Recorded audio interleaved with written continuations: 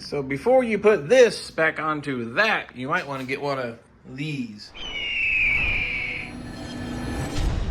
In preparation for installing the fuel tank, of course, we've got a new fuel tank, a new sending unit, but new just means hasn't been installed yet, doesn't mean it's any good. So I would definitely recommend grabbing your meter and testing on this thing before you put it in there. I've also gone as far as even adding the pigtail or the wiring harness that comes with it, because there's always a chance there's something wrong with that. This is the little brown wire that hangs out in the back of the car. So we've got it hooked up onto there. We're going to hook up the meter and run it.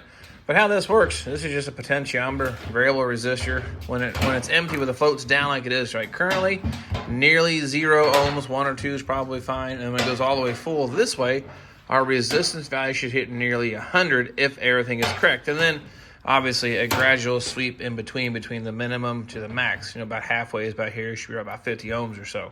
So what we're going to do though, before we get too carried away, turn your meter on to the resistance, the horseshoe. That's what we're going to call that.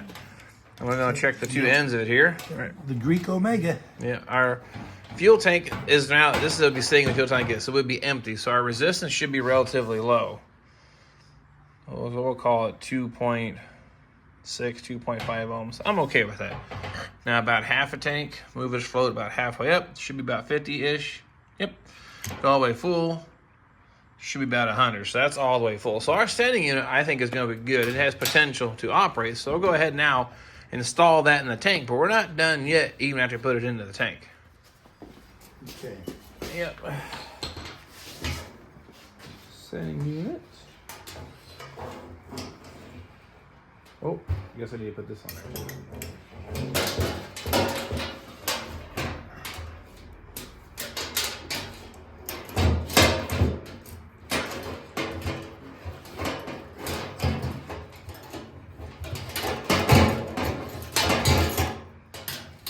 Now the sending unit is clocked only to go in one way, and I have it almost 180 degrees out.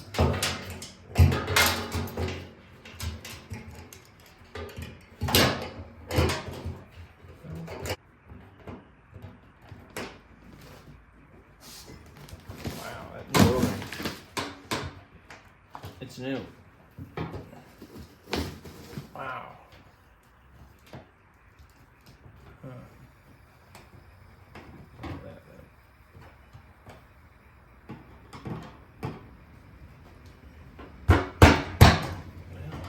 Got one.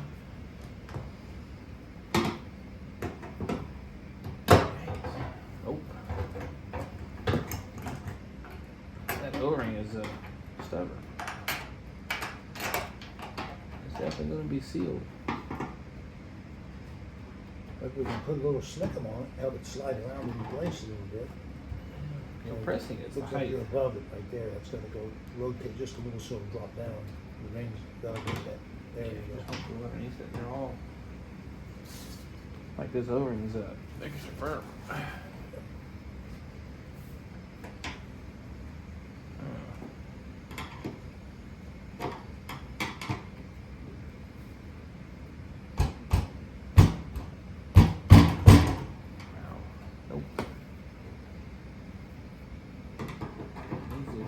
Squish the O-ring more.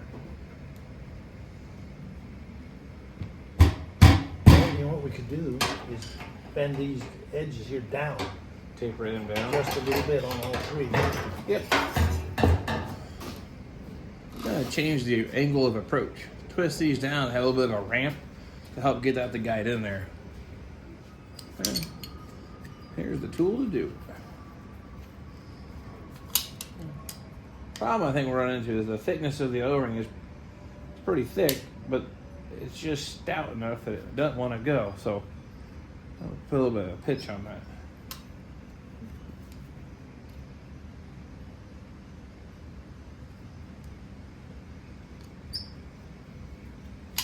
Do all three ears here. See if that works more good or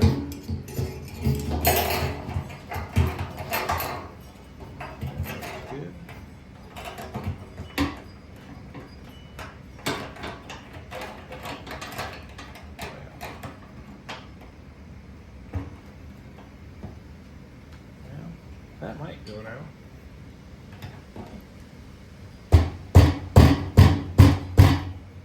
one started. So man. Yeah, got that one started and pop that one loose.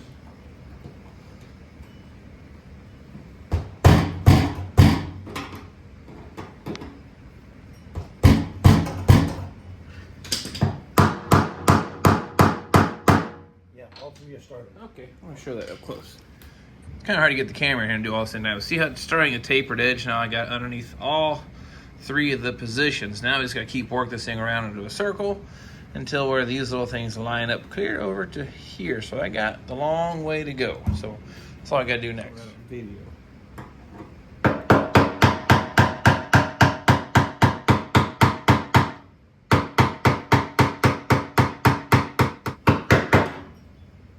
Okay, now we're done, right? Nope. I'll hook this back up. We're going to do the exact same test with our meter to make sure when this tank's this way, she's empty, then we'll flip the tank upside down, causing the float to flip up, and it should read about 100 ohms. Okay, same thing. Back to the resistance checking. I'll check it here. Here's our ground. Check the brown wire. Should be about, we had 2 point something ohms before. Oh. Oh. So the float's not sitting all the way down, maybe? Yeah. Okay. That's probably okay. Yeah. Now we're definitely empty. Yep, there we go. Now we're matching empty. So I think the float must not have settled all the way. That might be warrant taking this tank, flip it upside down a couple of times. But what you want to read is the empty reading, very low resistance. And I'm going to flip this tank like so, and hopefully that should cause our float. I heard it hard dump. Yeah, 95 ohms. So that's a full reading. Flip it back down. Yeah, we're back down to our very low. Oh, it likes 12 now. 2 point. Yep, 5, 4. I'm gonna call that working. So that means that's gonna pass my testing, because the last thing you want to do is put this tank all in, fill it full of fuel, and then have a problem with your sending unit. Because like I said, just because it's new doesn't mean it works. Red button, is it all in screen? Yeah. And I'm gonna do the same thing here. I don't know when I'm gonna get around to putting the fuel filler neck on this. So last thing I want to do is fill the tank full of something it's not supposed to be in there. Critters, dirt, not gasoline. I don't know. The other thing is that I'm going to put this thing up on its side. I don't want this wire to drape down and fall. So I'm just going to take a little piece of tape, knowing this is going to poke out of the rear. Okay, maybe do something like this here. And I did the same thing on the fuel inlet. So now, go throw this in the car. Now when it comes to the car prep, obviously I have this car on its side. Now if you're laying on your back in the driveway, it works the same way. They have silencer strips, which is basically just tar paper. I put some contact cement or double-sided contact adhesive, spray adhesive here on this here. Put them into place. That should work. Did the same thing here to our straps. There's just a bolt that holds this here. These holes are supposed to be tapped by these bolts, so be cautious. They break, I've been told. Anyway. So those are in place, ready to go. So now in the back, it's a carriage bolt. There's a slot in your trunk pan. Factory replacements, they actually gonna hook into the body like so. They're supposed to be a little bit loose, so you have a little bit of adjustability.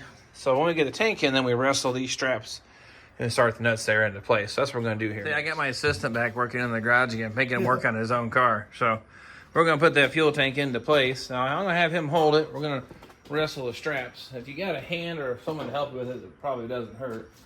But it can be done solo.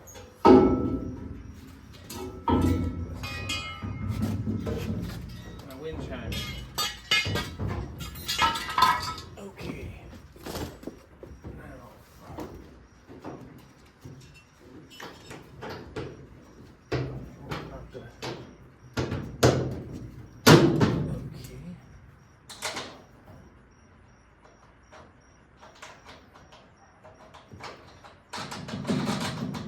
Oh yeah, speeding up. Yeah. All right. So now we need the other. Ground wire is getting pinched in there. Okay. Yes, I taped it and it didn't stay stuck in there. Okay. Now, is the fuel inlet in that hole centered up and down? Is it? Yeah, it's Is good. is that a problem? Okay. I can see it plain as day. I can get in here and get the tape and Okay. everything. So All I right. just So need to start the hardware. we're looking good.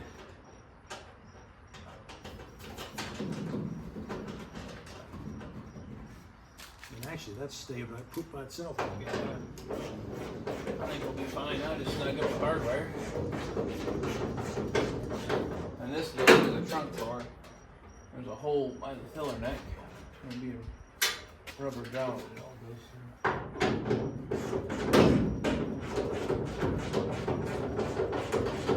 Oh, I know that brown wire came from. Now off my car. I cut the grommet off the brown wire. Oh, yeah? I cut the grommet. All right, fuel tank secured and happy.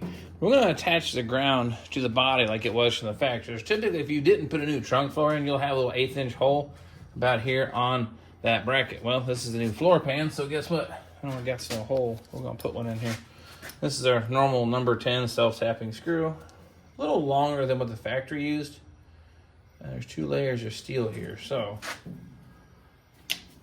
All right, I'll run this through first.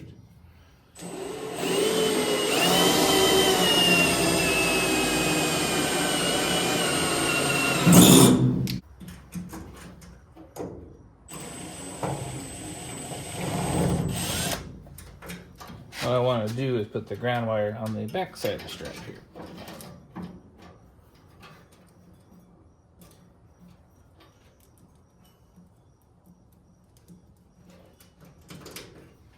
That's better.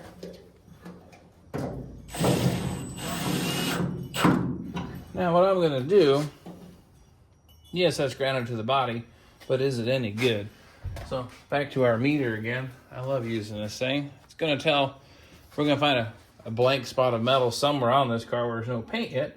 And I want to check the meter between the bolt and the body and make sure we are actually 100% grounded with no resistance issue. So touch here. And if I touch the fender well, 1 ohm of resistance, half ohm of resistance and dropping, I'd say we are properly grounded then, so we're good. That won't be an issue. If my fuel gauge doesn't work, I'm pretty confident it's not my sending unit. Pretty confident it won't be my ground. It could be my wire or my gauge, but this is not our problem. All right, so there you have it. Putting a fuel tank in isn't that complicated, but one of the biggest tools you should probably use, a daggum meter, because last thing you want to do is say you put this car all together, you got it operational, you put gas in it for the very first time and the gauge still reads empty. And you're scratching your head, where do you start? If you did all of these steps, checking it as you went, man, you can confidently almost take that off your list of possible causes. Not a guarantee 100%, but at least 99%. So at least that helps you out in case you ever want to do it. So I guess what I'm trying to say is grab that meter, spend the extra probably 3 minutes during installation to check your points to make sure they're good before you put that tank in for the last time. Because like I said, that thing's completely full. You don't want to wrestle that thing down, not to mention scratch the heck out of it. Quick little thing there I wanted to share with you. So still got all this shit to put together, and we got a daggum engine now too. Gotta get those heads figured out, but got my help back here in the garage plan. So we're gonna take care of a few little things here, keep on recording the progress of the old Lamborghini, and we'll catch you all next time.